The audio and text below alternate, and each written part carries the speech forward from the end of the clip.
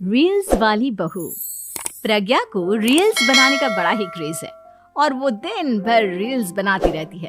खाते पीते घूमते फिरते घर में कॉलेज में रील्स बनाने के कारण प्रज्ञा पूरे कॉलेज में हाईलाइटेड है। जहां उसकी रील्स सभी को पसंद आते हैं, वहीं मनीषा चिंता में डूबी रहती है। एक रोज जब खाते हुए प्रज्ञा रील्स बना रही होती है, तब मनीषा कहती है, एक मिनट भी चैन नहीं है इस लड़की को।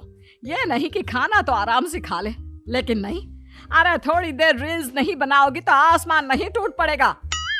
अरे मम्मी, इसी को तो कहते हैं डिटर्मिनेशन। तुम नहीं समझोगी ये सब।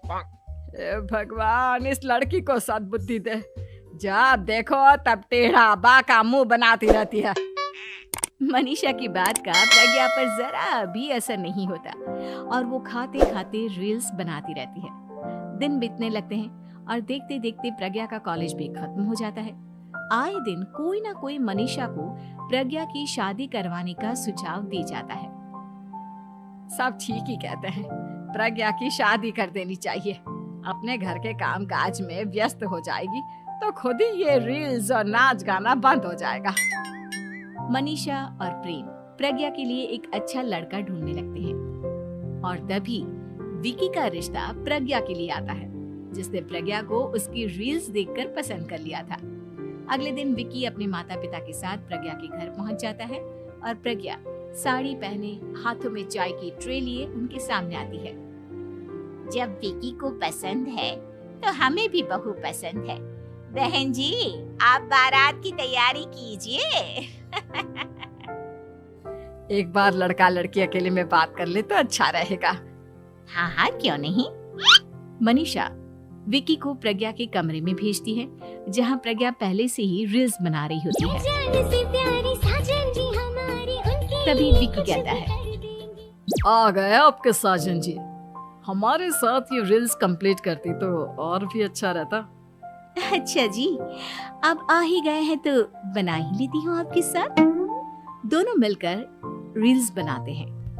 जब वी मीट और तुरंत पोस्ट भी कर देते हैं। फिर विकी कहता है, जब आप साड़ी में चाय लेकर आए तब मुझे लगा कि कहीं मैं गलत घर में तो नहीं आ गया। अब सही है। दोनों की शादी पक्की हो जाती है और शादी के दिन भी प्रज्ञा रील्स बनाने से चूकती नहीं। यहाँ तक कि बारात के समय भी नाचते हुए रील्स बनाती है। सभी लोग प्रज्ञा की तारीफ के पुल बांध देते हैं और प्रज्ञा नाचती गाती अपने ससुराल चली जाती है। सब कुछ अच्छा चल रहा होता है।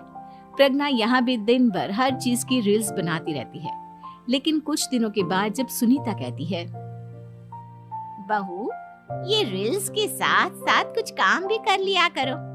वैसे तुझे और क्या क्या बनाना आता है? मम्मी जी, वैसे तो सब कहते हैं कि मैं सब कुछ अच्छा बनाती हूँ, लेकिन मुझे लगता है कि मैं मैगी अच्छा बना लेती हूँ। हाँ, कॉफी भी अच्छा बना लेती हूँ और मुंह तो सबसे अच्छा बना लेती हूँ। हैं? अच्छा अच्छा। सुनीता अपना माथा पकड़ लेती है और कहती है, बहू, कुछ खाना बनाना भी सीख लेती। मम्मी जी, मैं लंबी प्लानिंग कर रही हूँ। जल्दी ही मैं इतनी फेमस हो जाऊंगी कि मुझे पैसे मिलने लगेंगे। हम दोनों सास बहू राज करेंगे, राज। नौकर काम करेंगी और लोगों की तो लाइन लगेगी हमसे मिलने के लिए। तेरा दिमाग खराब हो गया है क्या बहू? हंसी मजाक तक ठीक है, लेकिन इस तरह घर नहीं चलते। जितना जल्दी हो इस घर के तौर तरीकों को सीख लो। प्रज्ञा मुंह घुमाकर चली जाती है और तुरंत उसी वक्त एक रील बनाती है। ये देख सुनीता का गुस्सा 7वें आसमान पर चला जाता है और विकी के घर आती ही सुनीता उसे सब कुछ बताती है। विकी भी अब प्रज्ञा की इन हरकतों से परेशान हो जाता है। तुम टेंशन मत लो मम्मा, मैं देख लूंगा। विकी कमरे में जाता है तो देखता है कि प्रज्ञा रील्स बना रही है। विकी बड़े ही प्यार से प्रज्ञा से कहता है, प्रज्ञा, इन सब के लिए मैं तुम्हें मना नहीं कर रहा हूँ, लेकिन फिर भी हर वक्त तो ये अच्छा नहीं लगता ना। समझने की कोशिश करो, मुझे भी तुम्हारा थोड़ा वक्त चाहिए। मैं जब ऑफिस से आता हूँ तो मुझे समय देने की जगह इसी में लगे रहते हो। तुम ज्यादा ही सोच रहे हो। तुम भी मेरे साथ रील्स बनाओ ना, तुम्हें भी बहुत अच्छा लगेगा। तुम्हें इज्जत से कोई बात समझ में नहीं आती क्या? दिमाग खराब हो गया है तुम्हारा इस चकाचौंध से। अगर तुमने अपना रवैया नहीं बदला तो मैं तुमसे दूर चला जाऊंगा। तुम ही रिश्ता लेकर आए थे, मुझे लड़कों की कमी नहीं थी और ना आज है। विकी दरवाजा पटककर चला जाता है। धीरे धीरे विकी प्रज्ञा से दूर होता जाता है। एक रोज मनीषा प्रज्ञा के ससुराल उससे मिलने जाती है। तब सुनीता उससे कहती है, बहन जी, अब आई हैं तो कुछ दिन यहाँ रहकर जाइएगा, आप ही का घर है। हाँ मम्मी, बहुत दिन हो गए तुम्हारे साथ एक भी रील नहीं बनाई मैंने। प्रज्ञा तुरंत अपने फोन में रील्स ऑन कर लेती है। ये सब मुझसे नहीं होता। तेरा ये भूत अभी तक नहीं उतरा क्या? बहन जी, आप कुछ कहती नहीं क्या इसे? जब आप ही कुछ नहीं कर पाई तो मैं कर ही क्या सकती हूँ। सास तो वैसी ही बदनाम है। शाम को घर की लाइट चली जाती है और मनीषा प्रज्ञा से कहती है, मेरे घुटनों में बहुत दर्द हो रहा है, तू लाइट का कुछ इंतजाम करना बेटा। अच्छा, कैंडल जला देती हूँ मम्मा।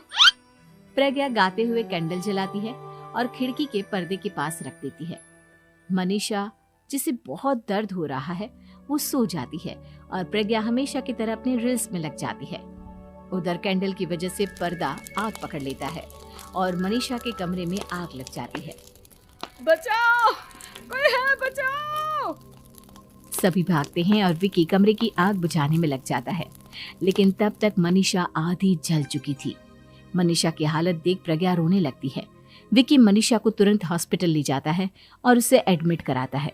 विकी प्रज्ञा से कहता है, देख लिया ना, तुम्हारे इस नाच गाने की वजह से आज तुम्हारी माँ की जान जाते जाते रह गई।